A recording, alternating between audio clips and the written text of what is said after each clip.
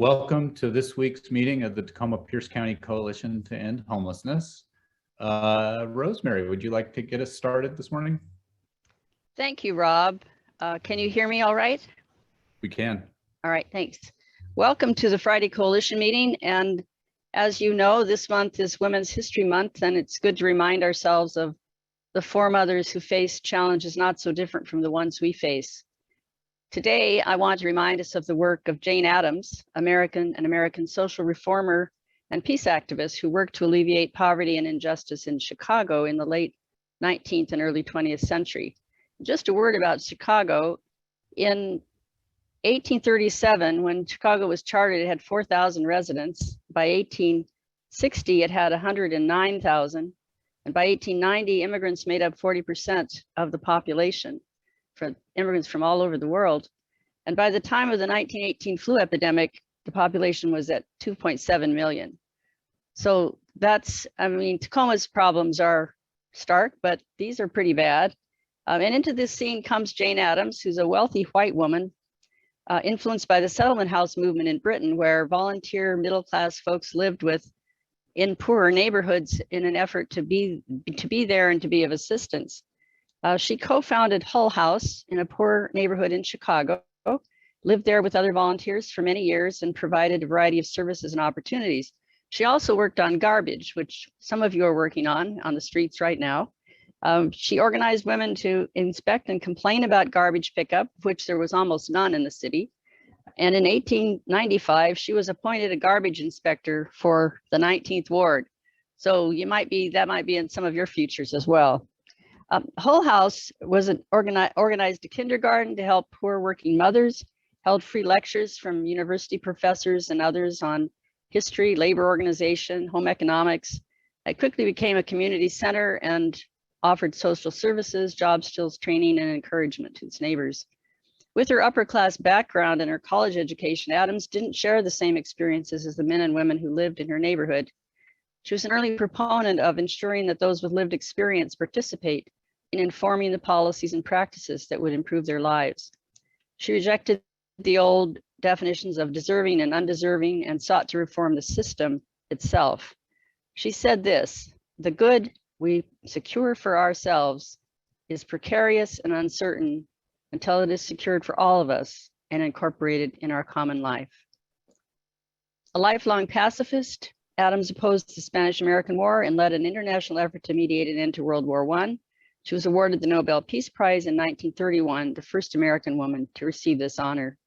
I imagine Jane Addams would be at home in our coalition to end homelessness. And when I feel worn down by the enormity of the work ahead to actually end homelessness in Pierce County, I remember that Jane Addams did much of her work before US women had the right to vote. I'll end with her common sense observation on the nature of women and ourselves. She said, "I'm not one of those who believe, broadly speaking, that women are better than men.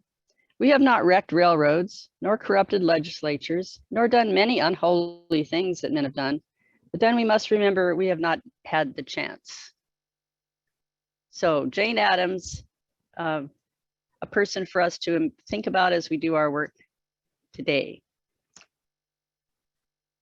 So thank you. And with that, list a little bit about our meeting. For those of you who are new, we have a number of norms that usually I ask Rob to put in the chat, which I forgot to do. So I'd like to just mention those. We ask that you mute yourself when you're not talking, and that if you are doing other things that are distracting and waving yourself about a bit, that you also take the video off for that time. We also want to encourage you to use the chat for sharing information about yourself, issues you may be concerned about, questions you may have, making contact with people who you hear about who speak during the meeting. And it's not a distraction to us. It's a way to keep the networking going.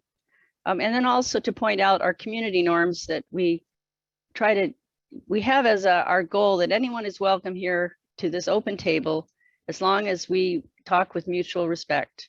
So that's a really important part of our conversation, and to not take too long to talk when we have something to say, put things in the chat that are follow-ups, and also pay attention to what we call the power dynamics of the situation. So who's talking and who gets a chance to talk. Encourage one another to talk as well. So with that, I'd like to welcome new people who have not been here before or are returning from some time away, just to let us know who you are, and if you're associated with an organization, to let us know that so we can be in contact with you. And if you are new, just you can either raise your hand or just unmute yourself, whichever you'd like to do for this time. Jeremy.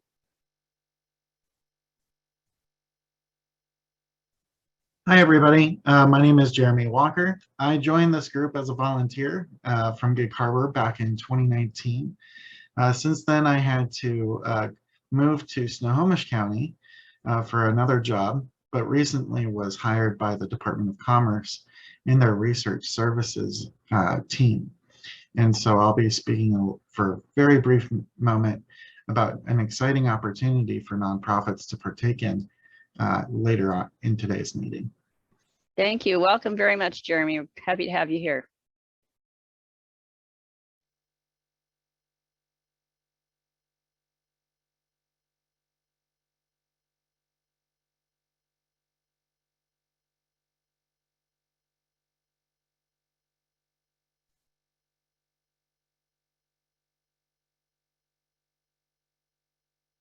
Well, okay, it's great to have everybody back. And Rob, I'll let you take it on.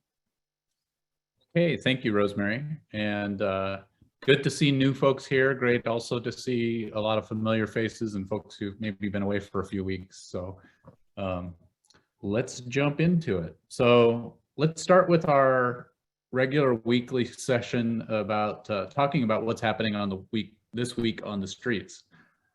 This is an opportunity for folks who are doing direct outreach to share what they're seeing, what has been changing this week, and make any comments about what the needs are, changing needs are on the street this week. So I open the floor. Please use the raise hand function or just wave at me and I'll call on you, and love to hear what folks are seeing. Other than a lot of rain, obviously. Yeah, Richard. There will be a sweep at 2nd and Tacoma on Tuesday. I'll be down there at 9:30 or 10 o'clock in the morning. Come join me. If you haven't observed a sweep underway, there's things to be learned. The other thing that was going on yesterday at 11th and L is the HEAL team and the city contractor were out with garbage pickup. So they got that street cleaned up yesterday. That's great. And I know you posted a photo earlier this week of the parking lot under 705 that's now completely devoid of anything. It's surrounded by chain link fence, which costs $19,200. It's not what I would think is secure. The upper lot you can drive into. The lower lot, somebody appears to have broken the fencing, and so people could walk in there if they chose to. The other thing I posted relative to sweeps was the 72nd and I, which was swept a few weeks ago. It appears the city decided to go purchase, I don't know, 25, 35 large boulders, and using kind of a Soviet style to mean architecture to discourage people from putting their tents back down there. So anyway, still some little things going on out there, but the main thing I'm watching next week will be the 2nd and Tacoma Avenue sweep. Yeah, and I see Gina in the chat Janae asked in the chat about where that sweep is. That's at 2nd and Tacoma Avenue. So it's, I think, the same folks who a few months ago were swept from 2nd and G Street, which was adjacent to Wright Park. They just moved a block down, and now we're doing it again. Yes. And Kenneth, the boulders were installed along East L Street near 72nd, behind Planet Fitness. Ed, I see you have your hand up. Yeah, I'm driving by People's Park. I saw a tent or two in People's Park, and I'm very interested to see if they're there this morning. I don't know what the reaction of our government will be, having had to renovate that park, what, a year and a half ago or so. Yeah. So that's a big interest to me, and see what happens. And Richard, Yeah. I'll see you on Tuesday morning.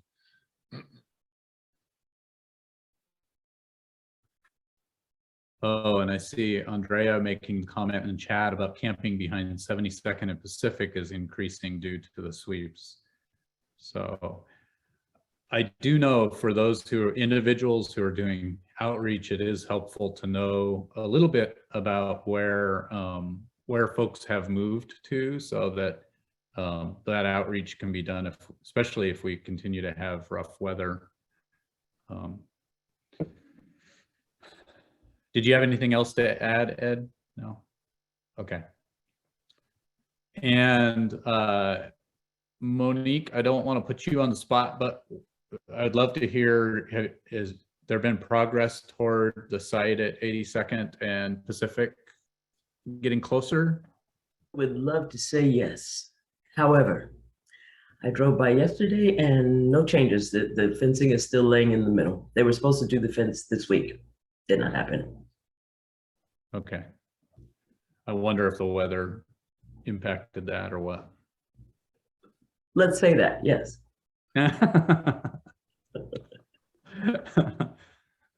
Well, thanks, Monique.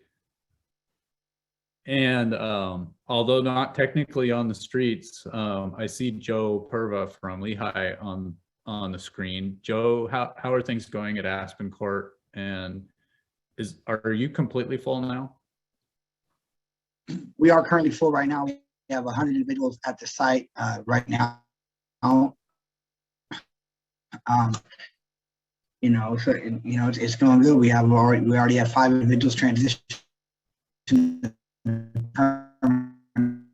housing. That's great. Since December 16th, which is pretty good. You know, we're currently. Okay, great. And your audio was breaking up a little bit, but I did catch that you have had 5 folks move to permanent housing. So that's since December. So that's great. And thank you for your work. Thank you. Anyone else with updates about what they're seeing on the streets?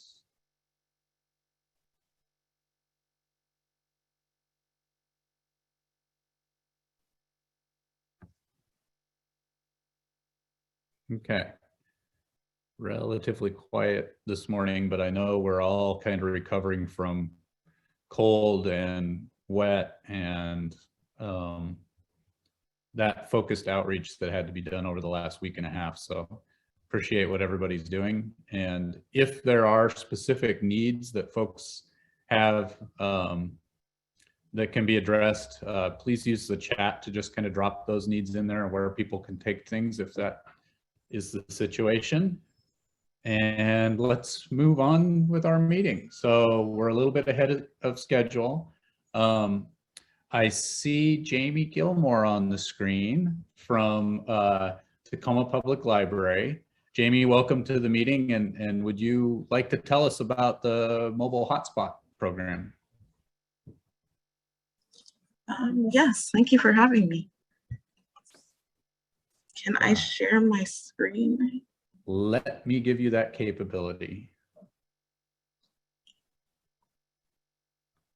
Okay, you should be able to do that now.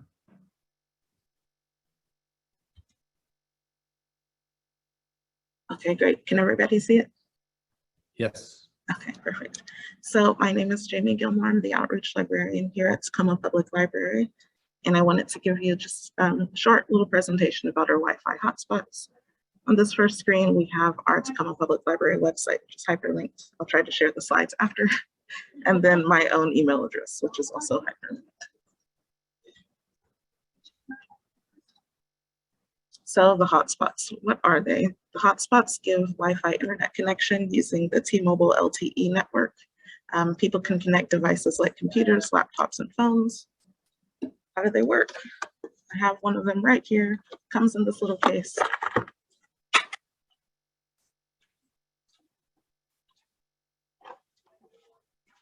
If I don't throw it on the floor, you just charge it and plug it up and people can connect to it.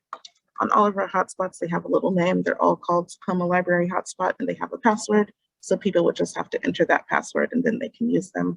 Each hotspot can connect about 10 devices. The hotspots are free to use with the Tacoma Public Library card, and the typical ones check out for 3 weeks.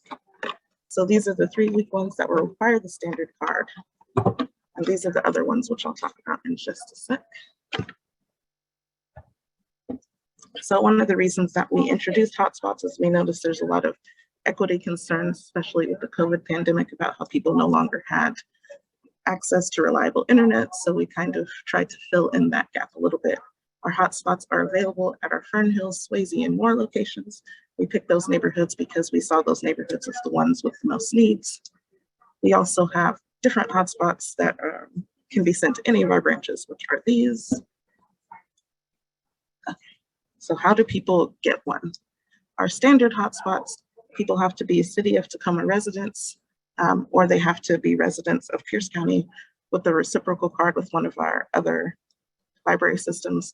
So if they have a Pierce County library card, a King County library card, or a Seattle Public Library card, they can get a hotspot. For these, they would have to have picture ID and proof of address. Because of the nature of these hotspots, people with the unverified address or people who have transitional homes can't get these yet. I will share more details if that changes. These are the ones that we can typically check out to people who might be living in transitional homes. These are for people who have students in the Tacoma public school system. We partnered with the Foundation for Tacoma Students to get these. If somebody has a student in Tacoma Public Schools, they would contact me directly. I would make them a library card. If they already have a card, I would erase all fines from it because we don't want fines or fees to be a barrier. And then these hotspots will check out through the end of the school year because we noticed that, of course, if students are in school, they want the hotspot till the end of the year. We don't do any checking to verify that somebody has a student in the school district. If they contact me and say I have a student, then I will send them a hotspot. We will send these to all 8 of our locations, and we have a pickup location at the Eastside Community Center. People just select which location works best for them. I send it there, and then they go pick it up along with their library card. And I just talked about that. Also, if people are looking for different ways to get internet access, I have another website hyperlinked here. It's about Tacoma school students, and they can find different ways to get internet access. And that was hopefully 5 minutes. So are there any questions that I can answer?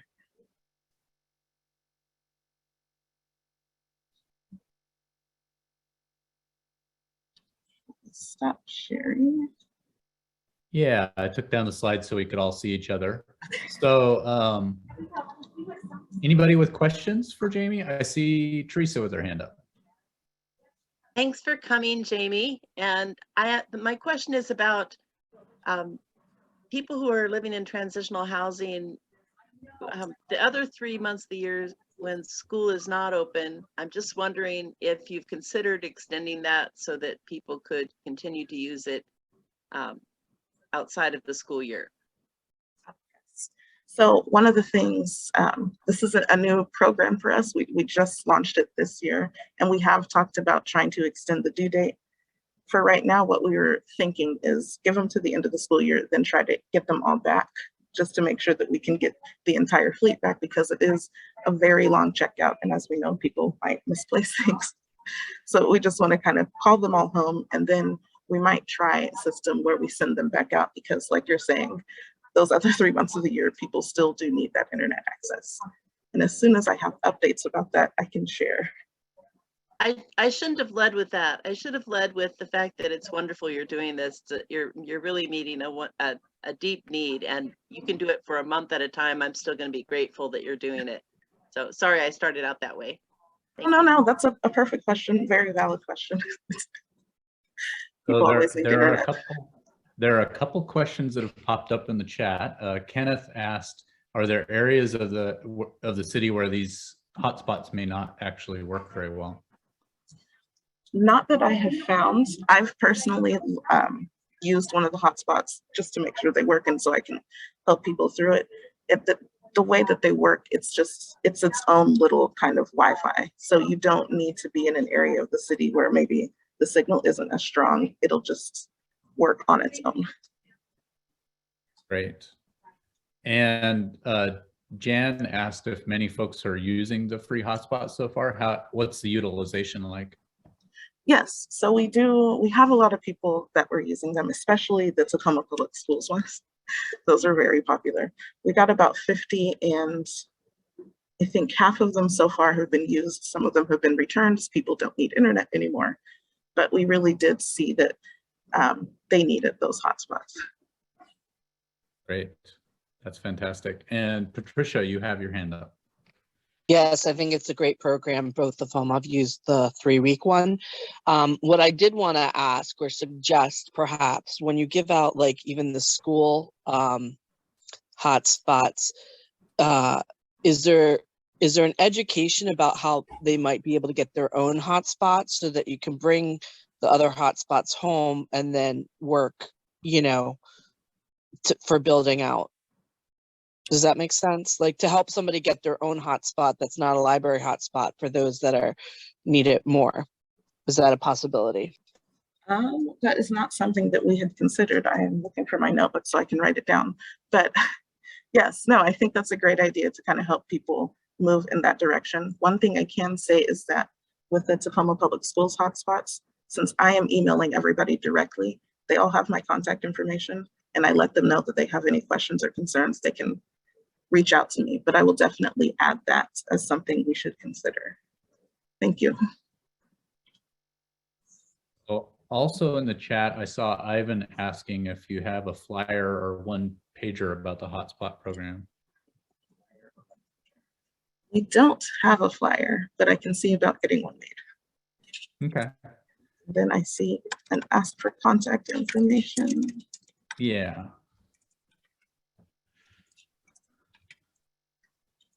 And for my contact information, if you know somebody who needs a hotspot, they can just please feel free to share my email address.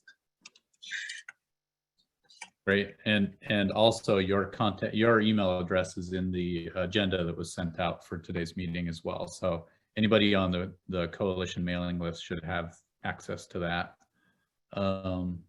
Sheila, your hand's up. Yes, good morning. Real quick, Jamie, can you provide a link to the slide presentation, please? Yes, can I email it to Teresa? Can I email you the entire slide deck? Okay. You may also be able to drop it in the chat. I will try that.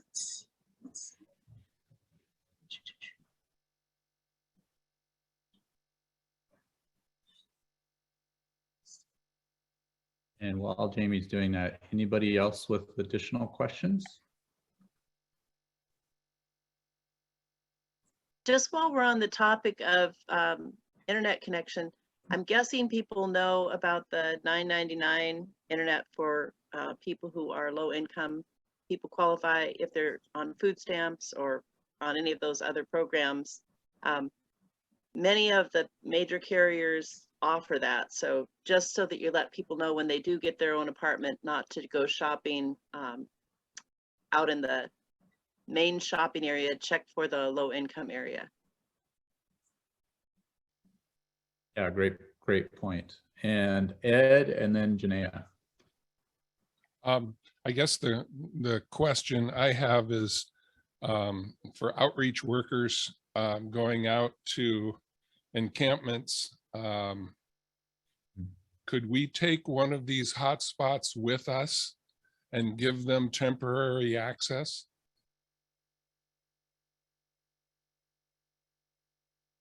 I'm trying to think of how that would, if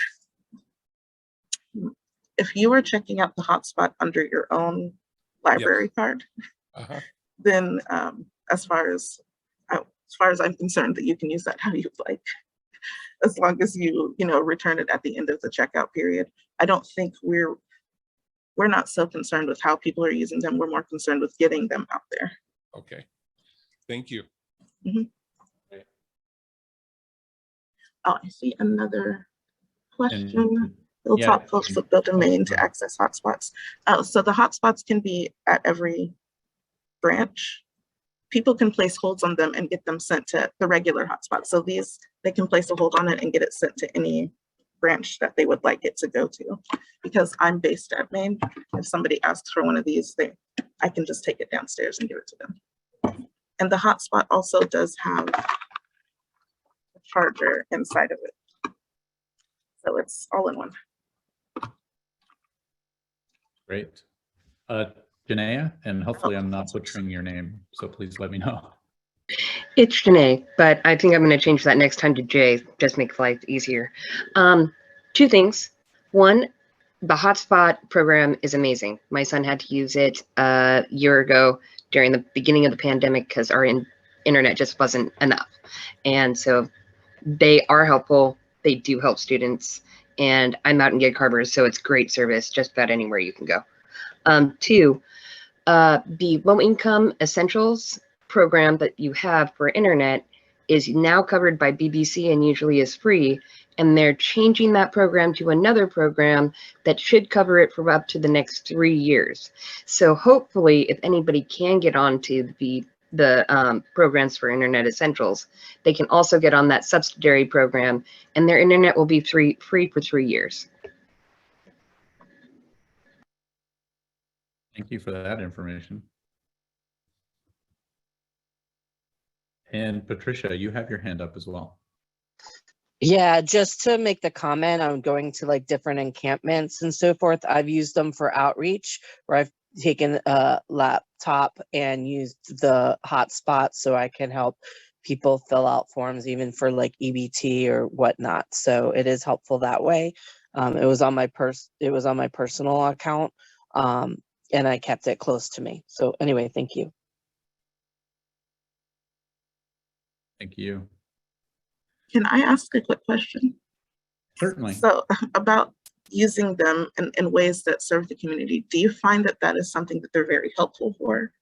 Like, is that something that a lot of people are doing, just taking it and kind of being a mobile roving hotspot? Are you asking me specifically? Yes.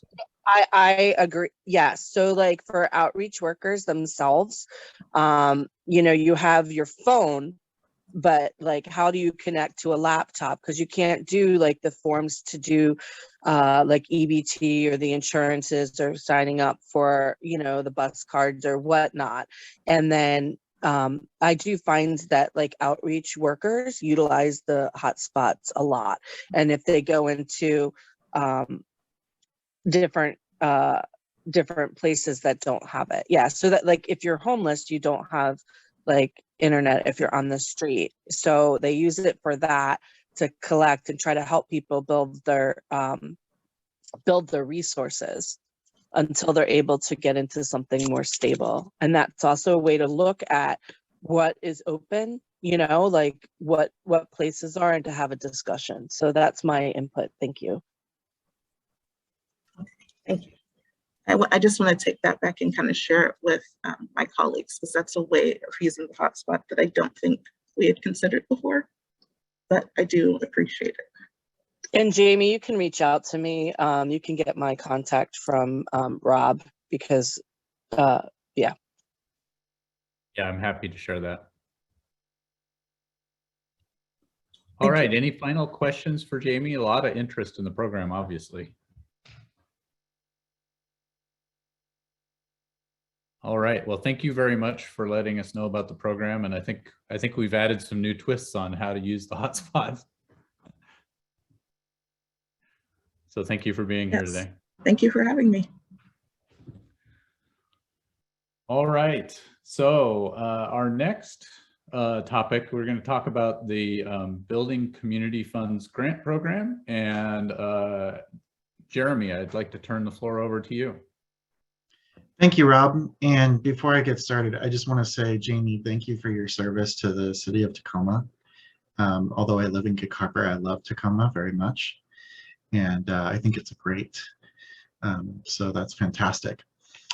So the Building Communities Fund is a grant program for non-residential facilities that is offered statewide. So what does that mean? So non-residential facilities could be things like food banks or community spaces. Could be a mixed recreational with some added social services, office spaces for many of the nonprofits that you all work in or volunteer in. And the work that I'm doing, I'm a research, I work in the research team. So the project that I am working on with Building Communities Fund is to build a nonprofit outreach tool for our BCF staff to basically reach out to and say, you know, hey, we're here, we want to provide information, we want to provide support. We know that grant writing is a tedious task, and also build and improve those relationships with the many volunteer community leaders and nonprofit leaders. So I have a survey and an RSVP that I would like to put into the chat. Somehow it has just disappeared on me.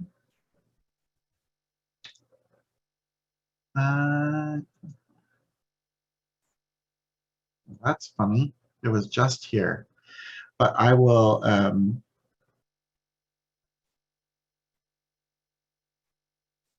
Oh, here we go. So I just put this into the chat, and that is a,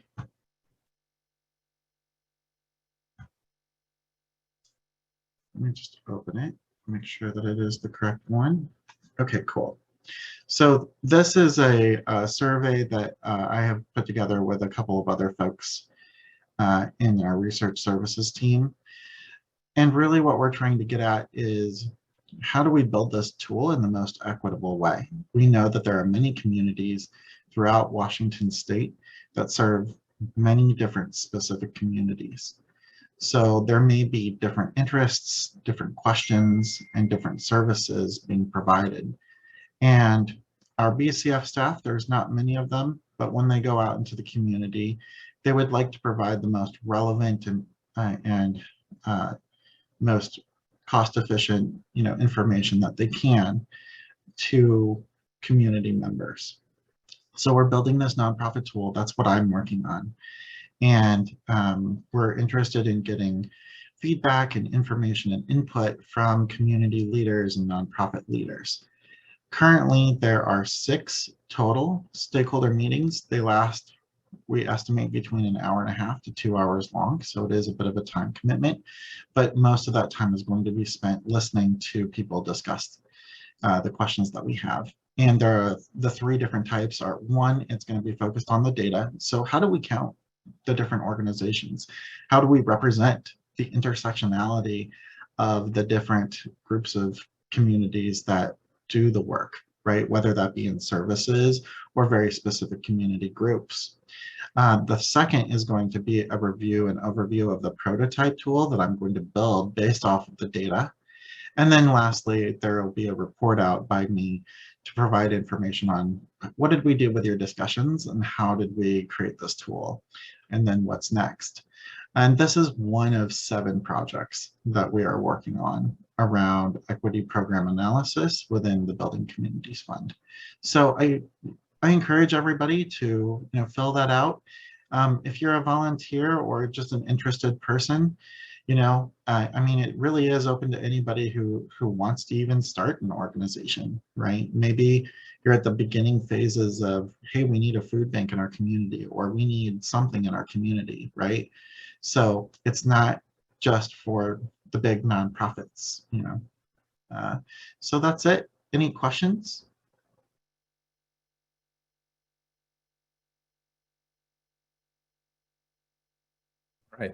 If you want to have any questions for Jeremy, feel free to raise your hand or wave and I'll call on you.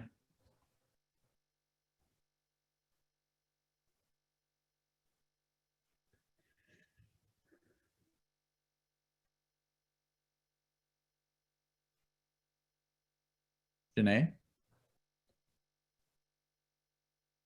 Is it just a team that you're doing, or is this something that you're doing by yourself? This is a personal question. Are you guys hiring? Like, is there a position that you're looking for people to help you with this besides just volunteer information? Great question. So at this time, there isn't anyone being hired to do this work. The work that we are doing is being based off of internal staff capacity, but there may be opportunities depending on the work that we do to actually expand this team in the future. So it depends on the state legislature and what they are able to pass, and it also depends on just our success rate in engaging. Based on everything that I've seen internally, things are looking really good. We have over 100 nonprofits so far engaged statewide. One of the reasons why I wanted to reach out to this group is because I didn't see as many nonprofits involved from Pierce County. So that's why I wanted to reach out, because I knew about you guys and I know you all do excellent work and provide a lot of services within the community. I also want to emphasize that we are encouraging nonprofits that are BIPOC led, so Black, Indigenous, people of color led. We are encouraging you to participate. We're also encouraging buy-in for, so those with lived experiences who are offering those same services or a part of a particular community. We really encourage those folks to also be joining us. Does that help answer your question, Janae? Yes, it does. So most of us should, if we can, touch our smaller nonprofits in our community and try to get them in touch with you. I know that I personally talk to a lot of people all over the state that are smaller nonprofits are trying to be. So I will definitely do my best to influence them to get a hold of you. Could we have contact information, please? Yes, in the survey and RSVP, you'll get a response with my email address, but I'm going to put it in here right now.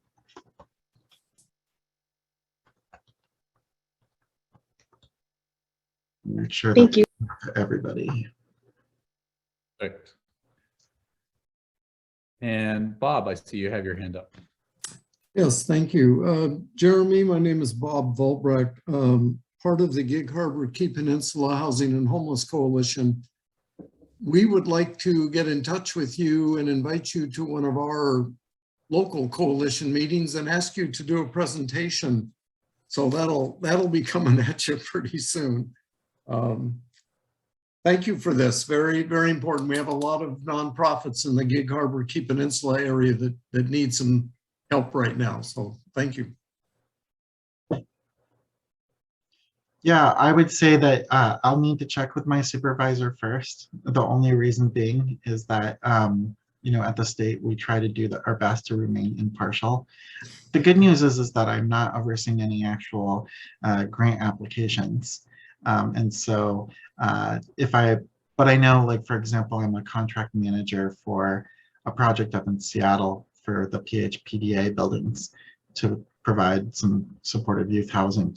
So, like, I'm not able to be a member of any of those nonprofits, even though I was at the first 3 meetings of the Gig Harbor Pierce County Coalition. And I think totally understandable. And we just appreciate if you had a few minutes to give a presentation at one of the meetings on Thursday morning. We'll send you the information and you can sort it out. But yeah, absolutely. I will, and that goes for any organization in Pierce County. I love Pierce County. It is my home. And so I'll check to make sure that there's no conflict of interest. But I certainly, my heart is in the work that you all do. I want to support you guys if I can.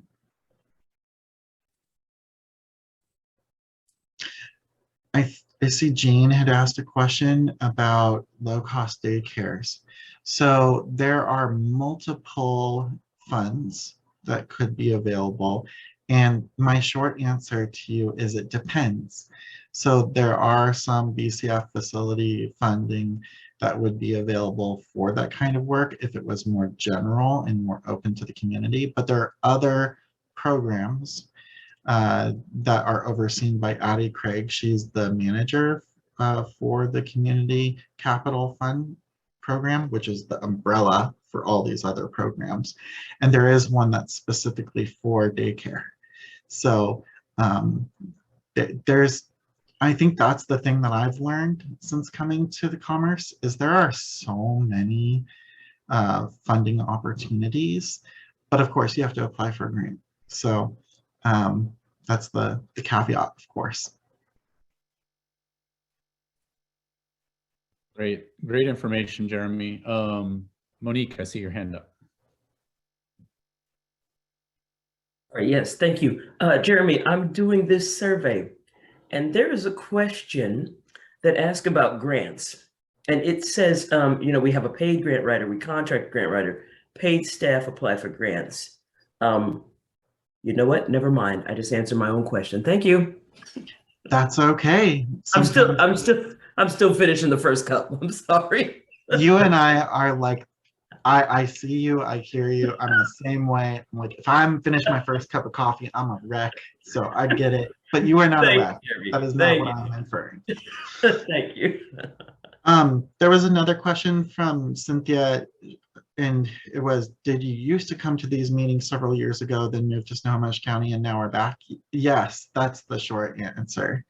I was in Snohomish County. I was there. I was the Alderwood Water and Wastewater District's finance analyst. So I managed their entire budget. And then during the pandemic, wanted to be back with my family. I'm a single dad. And so wanted to be closer to my parents to help them through the pandemic and moved back. And I've always loved Pierce County.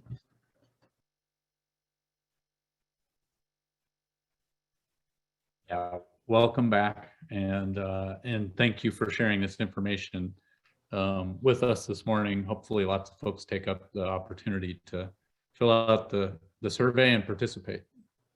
Great, thank you. All right, so let's go ahead and transition over to our breakout conversations for this morning.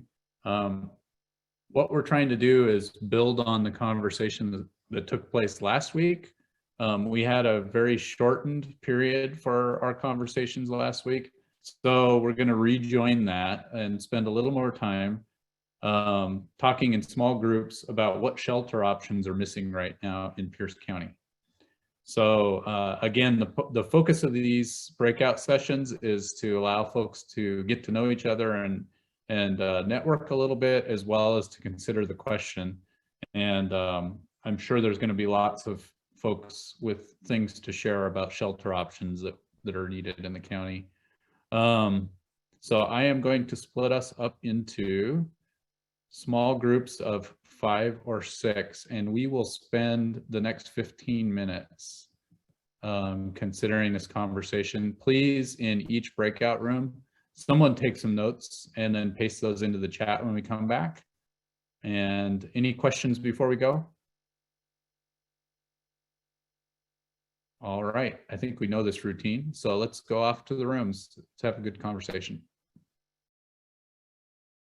All right, so welcome back, everybody. Hopefully that was a good conversation. Had a little more time this week to dig into the conversation than last week.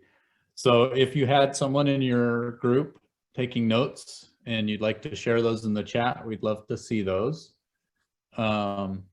And if you have suggestions for what we may want to hold a breakout conversation about next week, why don't you drop those suggestions in the chat as well?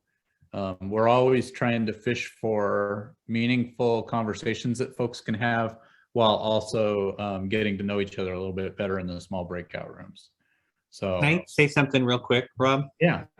So one thing we don't do a great job in this coalition is synthesizing what comes out of these breakout sessions and distributing it to everyone. So I read them through, but it would be really cool if someone on the coalition wanted to do that work, like I can easily get you the, you know, the chat transcript of what everybody has put into it. And if they could sort of break that out into the themes that they're seeing and turn it into a little one pager of this is what everybody talked about, I think that would create a lot of value. Again, it's time, right? So I always think I'm going to do that.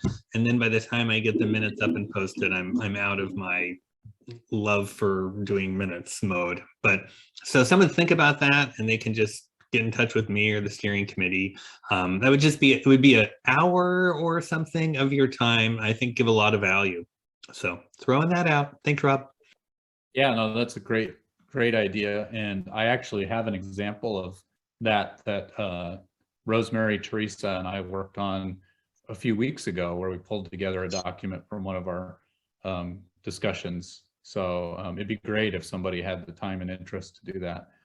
Timothy, your hand's up. I'm happy to. Okay. That would be awesome. Yeah, I can take that on.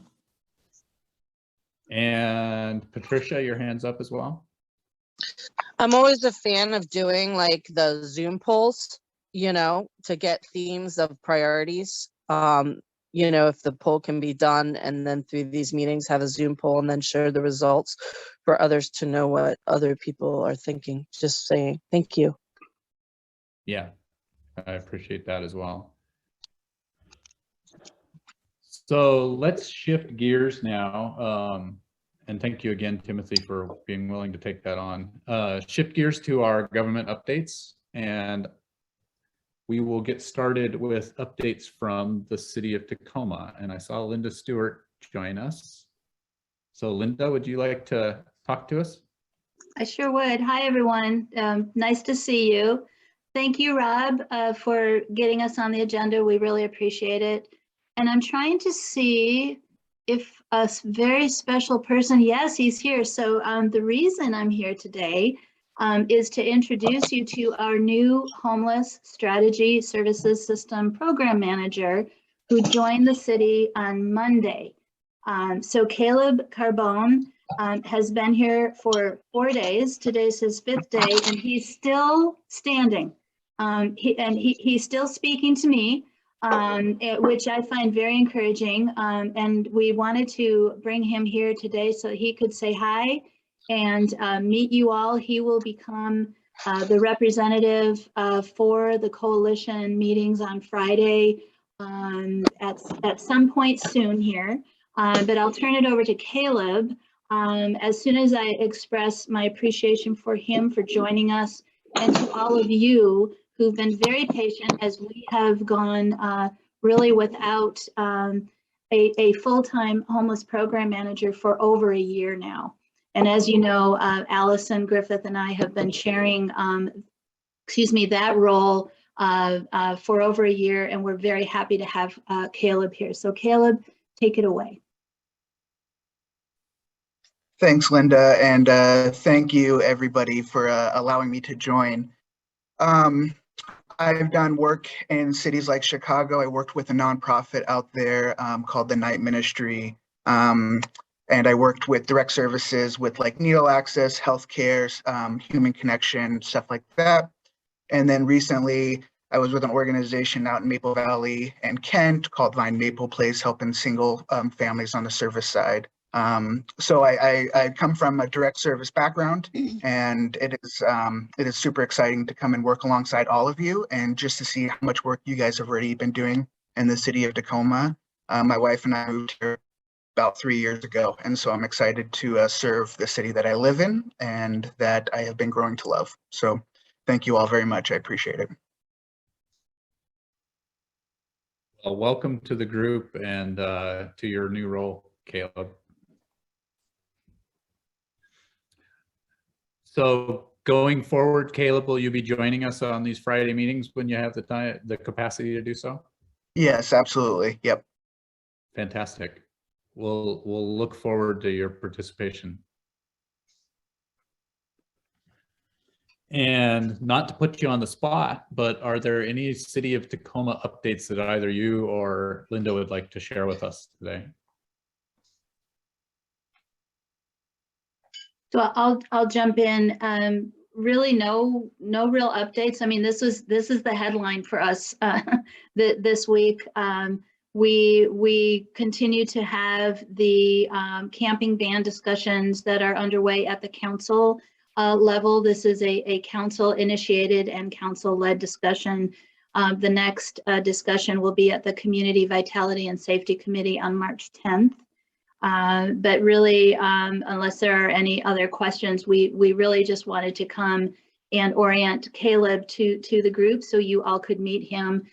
We're going to have his second week next week be, again, really rooted in orientation, learning where everything is. There are a lot of systems and tools that he has to learn about before he can really kind of jump in, but I intend to push him off into the deep end as soon as I possibly can, because he has told me that he learns by doing. So we've got a lot to do. Yeah, there's a lot to do out there for sure. So, well, thank you, Linda, for the introduction, and Caleb, we'll look forward to working with you. All right, so let's shift to the next updates in our government updates, and I see Jeff Rogers on the screen. Jeff, do you have updates from Pierce County Human Services? Yes, good morning. The one thing I want to share is that we will be releasing a funding opportunity very, very soon. It is for the Housing and Essential Needs Program. That is a state-funded program to assist folks who are temporarily disabled or are enrolled in the state aging, blind, and disabled program. We typically put this funding opportunity out every 4 to 5 years. It's a special type of program. Qualifications are determined by the Department of Social and Health Services at the state level. So anyone who qualifies for the program must be approved by them to enter into the program. So we'll be putting that opportunity out soon, and the program is currently being operated and is in existence, but this new contract will start, or contracts will start July 1st of this year. That's the only update I have. Thank you, Jeff. Any questions? I do see first Kathy and then Ed with questions. My question is, it sounds like you're talking about the HEN program, is that correct? Correct. And you mentioned also expanding that for the aged and disabled? The HEN program initially was just for folks who were disabled temporarily up to 90 days. But a while back, the legislature changed that, and who were on the state approved aging, disabled, blind program, the ABD program, as many know it, now qualified to enroll in the HEN program. So if you're qualified for the aging, blind, and disabled program and the Housing and Essential Needs program with the temporary disability, all of folks in both those programs now qualify for the HEN Housing Essential Needs program. That is amazing. Now, my question is, for people with low mobility or no mobility at all, do they still have to go to some type of distribution center, or is there a way for those items to get to them? I'm thinking of my neighbor, Sarah, who has difficulty even just securing shuttle space or shuttle service just to get to her doctor's appointments, let alone for services like this. So yeah, I think that would need to be a question to be asked to the Department of Social and Health Services. DSHS is the agency that approves or qualifies people to be in the HEN program. So I could reach out to find out from them, but that would be something that would have to be dealt with through DSHS, who determines eligibility. Yes, they do determine eligibility, but the other reason why I'm asking is because years ago when we were struggling with housing insecurity, we qualified for HEN, but I was sent to an office on the east side of Tacoma that I was not familiar with. I used all of the gas that I had to get there. and it was a secondary intake. It wasn't even the distribution center. So I did not come home with I used all the gas that I had, and I still did not come home with the supplies that we were supposed to be getting. So I have a feeling that this question is more for the people who are administering the program. Yeah, they have options to connect with people besides going into an office. COVID has changed that significantly. So there are COVID, thank you. Yeah, there are other options to get access. What I will share is there's not enough resources. They have a long wait list. Of course. Just because you qualify at the state level, they're limited in the resource. It used to be a entitlement program. So anybody who went to the state that qualified would be served and get a chunk of money, very small amount of money, doesn't pay for rent, but it's a small amount of money. But now it's basically about the same amount of money monthly, but they only have a set dollar amount and they can't serve everybody who is eligible, unfortunately. Sure, totally understood. Thank you. And Jeff, my question is more along the lines of to respond to your RFP or whatever you're putting out. Does the organization have to be pre-approved by DSHS? No, that decision is made locally. The agency or agencies that will administer these funds, that's determined locally. Okay, thank you. All right. Let's see. So thank you for that update, Jeff. It looks like that exhausts the questions for you. I don't see Valerie in the room, or didn't. So she must be off doing outreach. And I believe that's probably where Lori is as well. So, so we don't have an update on the rental assistance this week. I'm sure that we will hear more about that soon. Do you know, Jeff, if the portal has reopened? Do you have awareness of that? I'm aware that the portal entity that will provide the portal has been selected. Right. I believe we're in the current process of contract negotiations with that entity to execute a contract so that we can get it open. So it's not open currently. We're in contract negotiations to hopefully get it open soon. Okay, great. So hopefully more next week. And then I know that Jenny is actually out due to a family situation from Tacoma Pierce County Health Department. Do we have anybody else on the call from the Tacoma Pierce County Health Department who has an update to share? Leah's here. Leah. Hi. Hi. Hi, everyone. So last week we administered 6,009 doses and 1,300 first doses. So that's really great. Regarding vaccine percentages, we're really lagging in 5 to 11 and 10 to 12-year-olds. So just throwing that out there. Put links to all our info in the chat.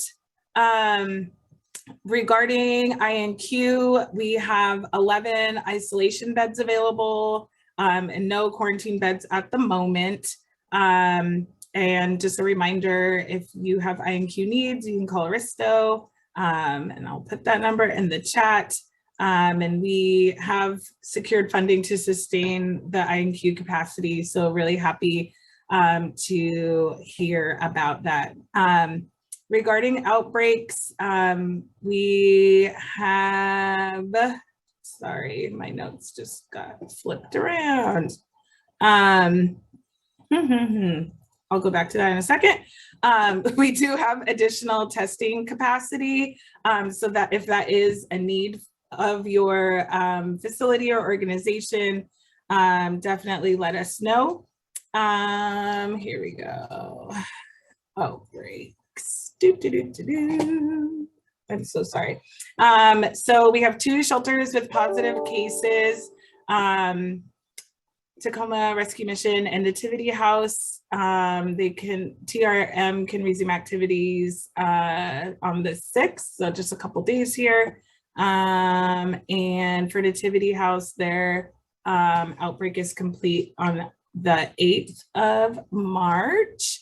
Outside of that, everyone else looks good to go. Also, last week there was a question regarding a desire for a flyer or information around safety of propane and sanitizer usage. So we did make that request to our communications team, and so they are working on that. Hopefully we'll have that prior, early next week, but I will make sure everyone gets that as soon as we have it. And I think that's all I got. Does anyone have any questions? See if anybody wants to raise their hand. I see a thumbs up from Teresa. And I am not seeing any current questions. One thing you didn't mention, if there's anything you want to, if you want to drop the link to Dr. Chen's press release about the upcoming March 12th date, that might be helpful for folks. I'm sure everybody's seen it, but. Yes, I will do that. Thank you. Yeah, and Janet, you have your hand up? Quick That would be Janet. question. Go ahead. I can't figure out what our cases are. I look in the New York Times every day. It seems like our cases are up again. And I'm just having, the Department of Health for Washington State said that we were in a surge. So what's going on with our cases in Pierce County? Do you know?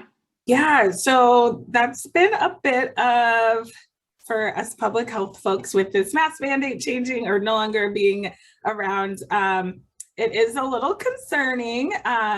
I will post a link to the updated CDC map. It's super helpful and kind of uses a color coding situation, which lets you know when areas are of high or medium, low concern. We are high, so I just think I will just send the message that it's really important for folks to just do what's best for them, since we don't necessarily have support otherwise. Yeah, regarding our cases, the health department will, starting next week, will post COVID-19 vaccine events every Monday and Thursday. Our data changed a bit because we are no longer getting the numbers at the same rate. So we only will update our data page on Tuesdays. And so there will be a lag in data, which also might cause an influx of how those numbers look. But our EPIs are definitely taking a look at that, and hopefully we kind of come to some sort of resolution on how to communicate that more clearly and at a more timely manner, despite folks wanting to pretend COVID's no longer here.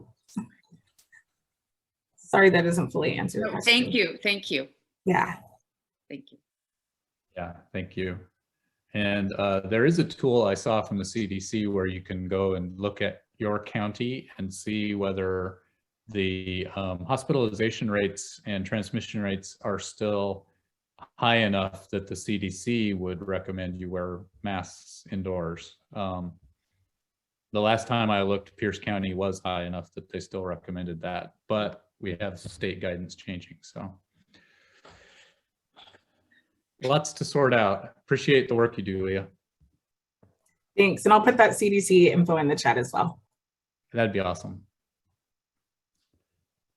And for our last government update, do we have anybody from Pierce County Emergency Management on the call? I saw Ivan earlier, but I didn't see him still on the call.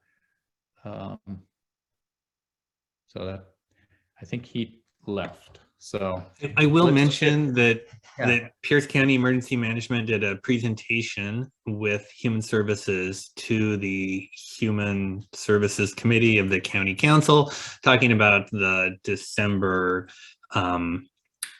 cold weather response. And that was in response to a request from that committee chair, Hitchin. And it was kind of a sterile presentation. I thought, nothing personal, anybody that was there doing that, but again, there's some real interest, and some appreciation for the work that the coalition did around that. So there was definitely shout outs to the coalition, particularly, Jan and Mike Boyster that were in the EOC. And again, all of you pushing our governments to do more. And so we're not perfect yet, but I'm loving the trajectory we're on. So again, there was, serious hats off to the work done by the coalition. So that was all of you. So a lot of holes are still being filled by volunteers, and systems that need to exist in government are getting built. But until then, it's the coalition doing a lot of life saving, and human services stepped up a lot too, and emergency management. It was a massive different engagement by government, and really with us together. So that was I think going to really those types of interactions with government and county council and all of that, I think they're really solidifying the role counties taking on in that respect. So, and human services is working with City of Tacoma emergency management, Puyallup emergency management. So again, trying to put systems in that work well.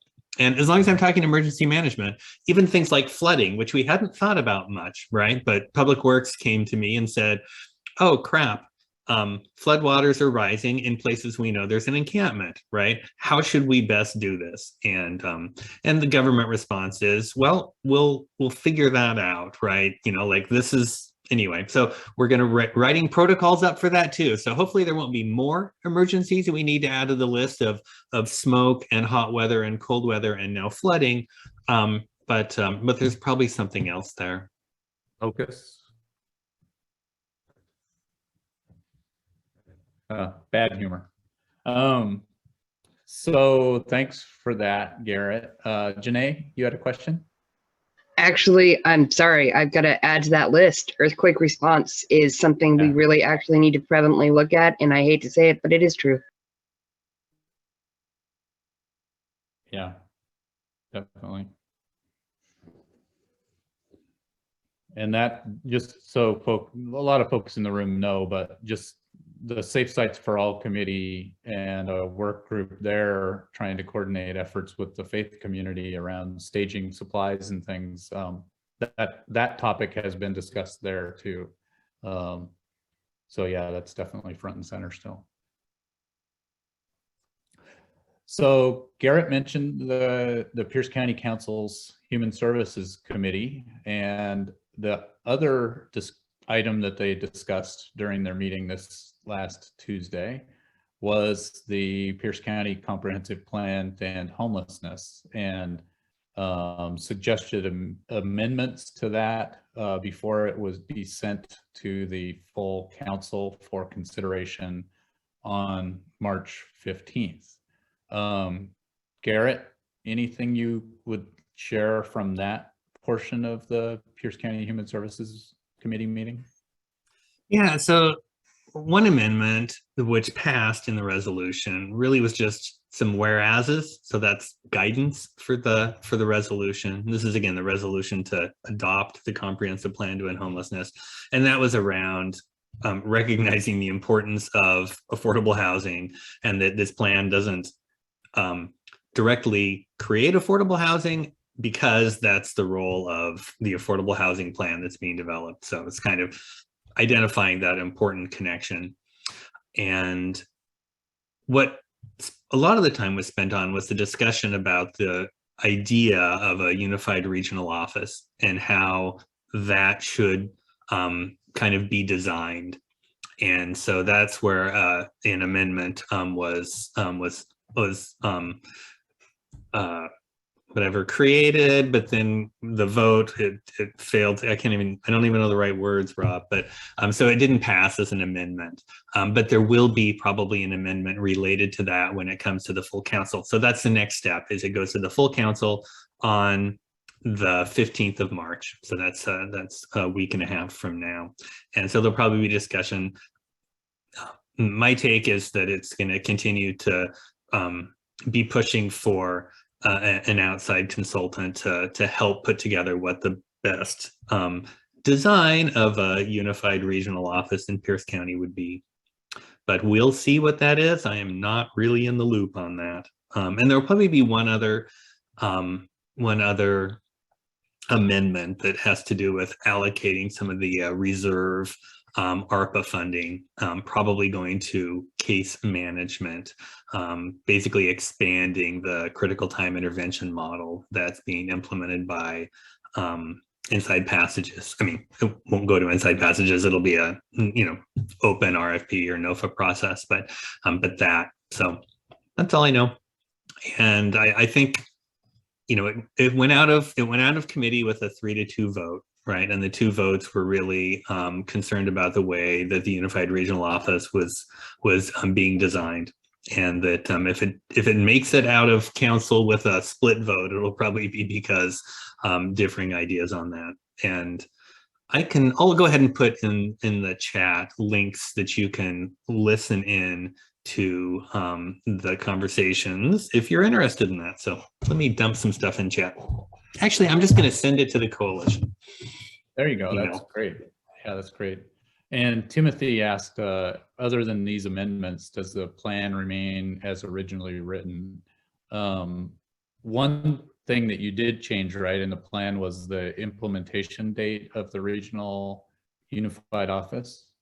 Yeah, so that was simply changed in the plan and not through an amendment process. So we had originally thought that was going to be a long-term trust building exercise and might take a few years. And so we set basically a 3-year timeline on that. And county council was not interested in things being delayed in that way, and that we should accelerate that. And so and among many other people.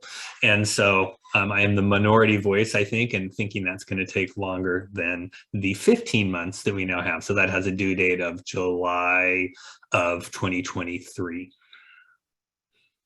And then the last update on this item is regarding the advisory board for the comprehensive plan. And because the plan the vote at the full council has not happened yet, the first meeting of this advisory board has been postponed to April 1. Is that right? April Fool's Day, Rob. I was going to let you make that joke. So, all right. So let's shift over to a very brief advocacy update. And it'll be brief because time is at the state legislative, the current session wraps up next week on March 10th. Yesterday was another major deadline for legislation, where items that were originated in one part of the legislature had to be passed by the other portion of the legislature. Oh, today is a deadline at 5. One item I did just get an update through the automated process is that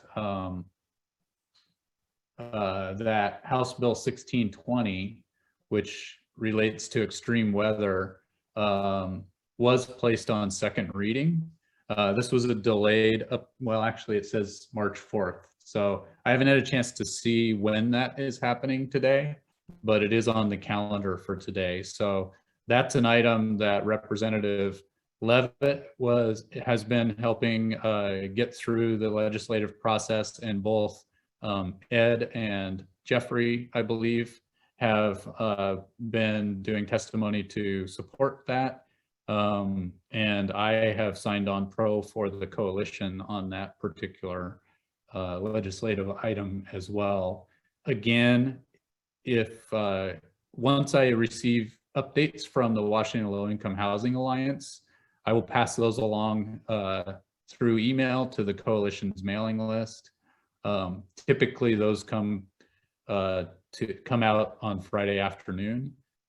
Today it could be a little bit delayed because of the interaction with the various deadlines, but we are down to the last, final straws for the legislative session.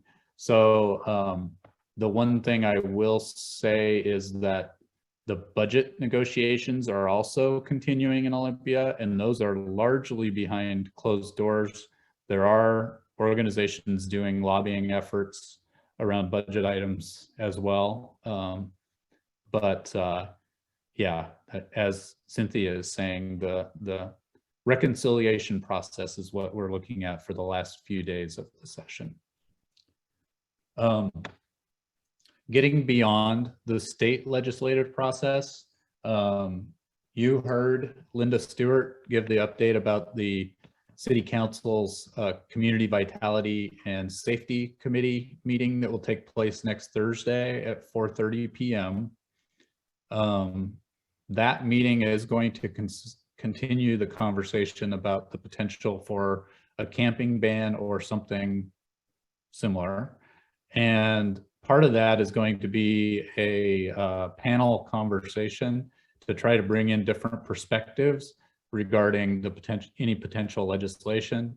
I have been asked by Chair and Deputy Mayor Bushka to participate in the panel conversation at that meeting. So on behalf of the coalition. So, and I know there will be other folks with varying viewpoints in that conversation as well. So if you have the time and capacity, you can find the link to sign up to attend on Zoom, and encourage you to do that. There should be public comment opportunities at the end of the meeting as well. And as a reminder, just for context, the Community Vitality and Safety Committee is still on track to provide their guidance to the full council regarding a camping ban before the end of the month. So that's what the timeline is for the consideration of that item. Any other items related to advocacy that folks would like to share? I can't pretend that I am able to keep all of this in my head, so.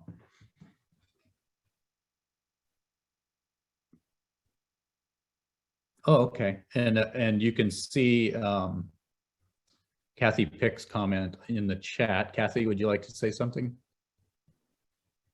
Yes, so I did put that in the chat because back on December 6th, the city hosted a Q&A session. Linda Stewart did an outstanding job in moderating that meeting. And there was a poll taken, and 59% of the attendees said that they were opposed to a camping ban. Only 30% supported it, and 11% said they needed more information or they weren't ready to declare, which baffles me why why we're even still talking about it, but I digress. Yeah, and I think from what I understand, there's just a following through of process going on, and correct. And we shall see what recommendations come from the council committee to the full council at the end of this process. I'm glad you're taking part in that panel. That's going to be a very important meeting, and just I'm gonna stay calm. It's just something that I'm very committed to defeating. I have a sticky note right here on my computer. Well, it's more permanent than a sticky note. My label maker, defeat ordinance 28756 is my life's mission right now, but I digress. As far as advocacy goes, I'm not sure if we talked about, did we talk about the McKinley apartments last week and the notification that the people got and that their boiler was off? Did we touch on that last week? Oh, we have talked about that off and on a little bit over the last couple of weeks, but we haven't provided any further updates. I have an update. Okay, if you have a quick update, that'd be great. I do. The boiler was turned on Monday of this week. Good. And the tenants have asked us, I hope you noticed that we voted unanimously to change our name. So we are now the Tacoma Tenants Union. That doesn't mean that we're requiring membership. It's just more in line with our goals right from the beginning, as well as our affiliation with the state the Tenants Union of Washington. So we're more aligned with who we are and what we're doing. And we will be attending the meeting of the McKinley tenants next week to help them organize so that they have a plan for the rest of this time that they have before the 120 days expires. Great. That was their relocation notice that they were given. So that expires at the end of June. And my proposal is that those who are helping with the navigation process kind of, you know, maybe split it up and each organization take on a few tenants. That way no one is overwhelmed or overburdened with helping these folks get the relocation assistance that they need, as well as actual relocation plan. Sorry, I don't think I've had enough caffeine today. I hope that that made sense. It did. And just want to say thank you for your work and advocacy in that issue. I mean, I'm sure it means a lot to those tenants. So. Well, yes, it does. And our main goal is to prevent displacement, but also to help, you know, to help others with the self-advocacy skills that we learned when the Tiki and the Hotel Merkel situation happened and our group was born. The community, I have to say, everything worked the way that it was supposed to. They reached out to the landlord tenant coordinator at the city, and Shaquata Elder jumped into, you know, her awesome hyper organized mode and got everything done in short order during a short week when we had, you know, a Monday holiday. So I just feel like the community as a whole has learned from our mass displacements. And in that way, we were able to come to the aid of the McKinley apartment folks. And it's just, I am informed by what we're doing here. That's why I make sure that I'm here as often as I can be. So thank you for your services that you're providing. It helps inform our work as well. Great. Well, thank you, Kathy, for that update. Let's shift gears now to an update from the Safe Sites for All Committee. Jan? Yes, good morning, everybody. On Monday at noon, you are invited to join us as we Zoom on Safe Sites for All. The two big issues that we're talking about is the fact that this coalition is the proud mother of Safe Parking Network. And it's so successful that we actually convinced Pierce County Human Services to consider taking it on as a funded project. So as the program expands, we would like to see folks come in with ideas, suggestions of sites, any kind of help or creative thinking. The other big thing that we've taken on right now is, as Rob mentioned, both cold and hot weather events made it glaring that government was not necessarily responsive to the needs of those who are unsheltered, at least not in a timely way. So we know there will be more severe weather events. We know that as volunteers. So Ed Jacobs and I are heading up a creation of a network of faith-based organizations throughout the county who are willing to act as distribution sites for supplies that will be identified in advance.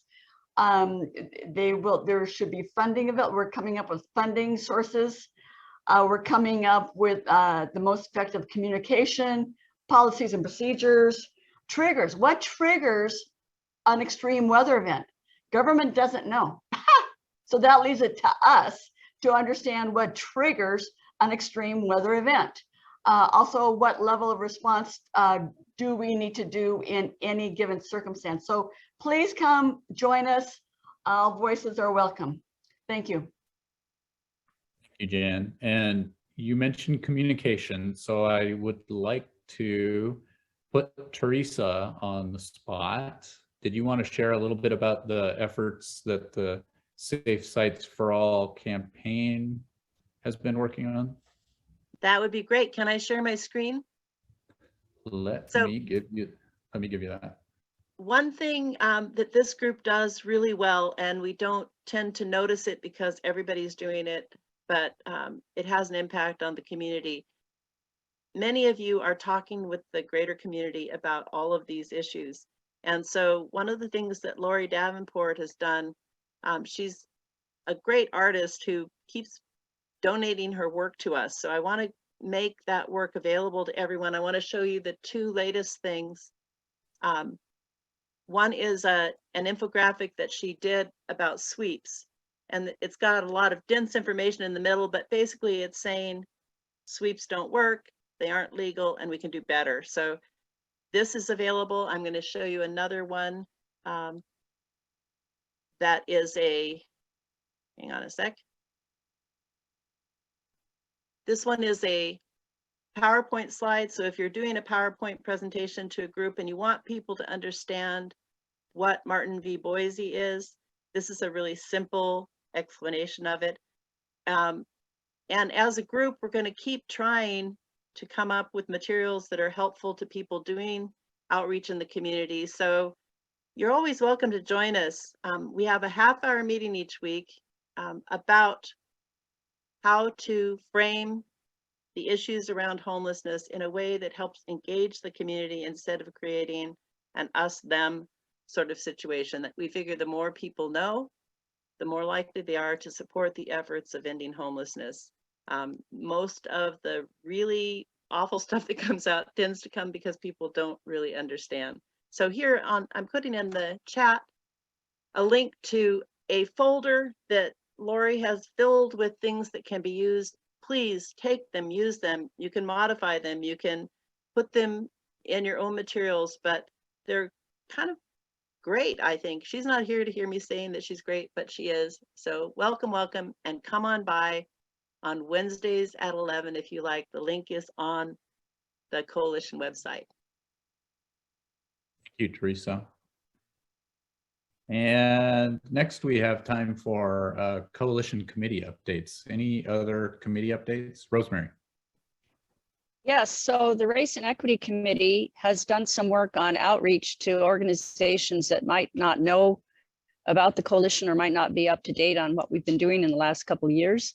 And we made some presentations. We have a flyer, which Lori is also responsible for helping us create, that's available and that we'll post to the coalition page for anyone to use. If you are part of a group that would benefit from having us come for 5 minutes to say what the coalition's up to, that might encourage your members to participate, just let me know. My email is in the agenda and I can also put it in the chat. Also, we are beginning a conversation as a coalition about how we might strengthen our structures and processes to become more effective in our work in the community. Not that we will be changing necessarily a lot of things at all, but we do want to have this conversation. And the Race and Equity Committee was reinstituted in the hopes that we would address the issues around race and equity in all of our programs and processes. So we meet, the committee meets every twice a month on the first and third Thursday from 3 to 4. And at the next meeting, we'll be talking about what are questions we want to be sure we deal with as we consider this question of reorganizing. So if you're interested, the web link will be, or the Zoom link will be on the coalition page. Our next meeting will be March 17th. Fantastic, thank you. And that brings us to an opportunity for folks to share. If you have general announcements that would be helpful for members of the coalition. We still have 53 folks here in the room. So anything new to share, announcements, events, anything you think would benefit the group? Carolyn? Hi, everyone. I just want to remind you that the Revenue for Housing group continues to try and get in front of the council to talk about the need for more money in order to implement this plan. And we would be great to have more voices from the community, especially if you know or do live on the east side. just contact me and I will put you in touch with Carol, who will get you on the schedule to speak at a council meeting in that regard. Thank you, Carolyn. And that's with the Pierce County Council. I can't remember if you said that or not, but wanted to reiterate that. Thank you. Yeah. Patricia. I just want to let everybody know, I think it's May 10th through 13th that the National Healthcare for the Homeless Network will have their national meeting in Bellevue. And I'll try to give Rob the information to send out. Thank you so much. Thank you. And Ed. On the 20th of March, we will have a homeless memorial. It'll be at 5 o'clock, and next week I'll tell you exactly where. So we're putting that together, and hopefully we can see many of you there, or when it's live streamed, you can log on. So thank you. Thank you, Ed. And Sheila.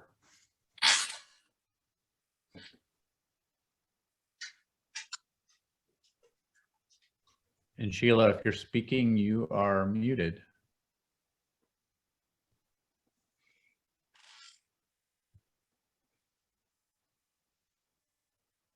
I thought I unmuted myself. Sorry about that, Rob. No problem. Pierce County Community Engagement Task Force and Goodwill are going to be hosting Collaboration for a Cause 7.0. And I keep saying, who'd have thought that a one-off event would be going 2 years later? And it's going to be at the South Hill Mall, 2nd from 12 to 4. It is my understanding that it is a drive-through event. I will be providing more details as I get them, but people are free to go to the Pierce County Community Engagement Task Force's website and click on the Collaboration for a Cause for more information. Thank you. Fantastic. Thank you, Sheila. And Richard, I saw you were raising your hand too. Just a reminder and a plea once again, my understanding is the coalition opposes sweeps. The city is sweeping on Tuesday. Come on down. I'll be there 9:30 or 10 o'clock, that time frame. Ed, I hope to see you there, but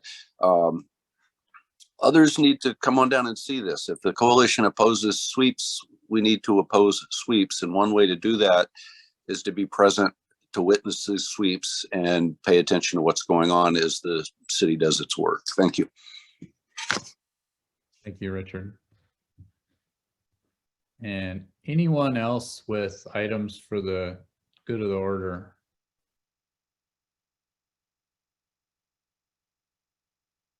All right, so the last item on our agenda is just an opportunity for folks to reflect on today's meeting. You can raise your hand or you can drop something in the chat. What we're hoping to hear from folks is what was good from today's meeting, what needs improvement, and what we might do better next time at our next meeting. So if anyone would like to offer some live feedback, this is an opportunity.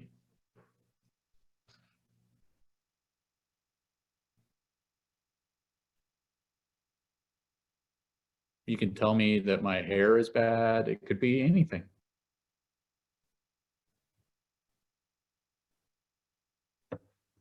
All right. So thank you all for being here. I know we're all busy people and have things to do. So yeah, what hair? That's a great question. I can leave you all with a piece of positive news. There you go. There we go. We housed 10 people this week with the HV vouchers. Wonderful. That's awesome. And how many vouchers are still outstanding? 10 may seem like a small number, but that's huge in this market and the amount of work we have to do with landlords. So yeah, it's a victory for us. Well done. Awesome. So for THA vouchers, there's about 50 of those vouchers left between diversion and rapid rehousing. And then, so I'm pulling out another batch of referrals off the list today. So some of you who, do direct service may be hearing from us. And then Pierce County Housing Authority, they've got about 30 vouchers left. They're doing their own direct service. So I have no idea who's been housed, who's in process, anything like that. But we are supporting maybe 5 of those on our CTI service side. So I can certainly ask them for an update about how many have been housed. So. Great. And Patricia, you want to have the last word? Yeah, thank you for the last word. I just want to bring up, I know you had your flag going, Rob, but we will be getting Ukrainian immigrants and resettlement that, there's a very limited time. So we're coming into statuses that are coming from homelessness in their own lands to coming here homeless, just to have that heads up. So thank you. And also honor no war, no matter what. Thank you. Thank you, Patricia. So I want to wish everyone a safe and happy weekend. And if you have an interest in helping plan next week's meeting, there will be a group of us here starting a follow-up meeting in about 5 minutes. We'll take a short break, but otherwise, everybody, see you next Friday.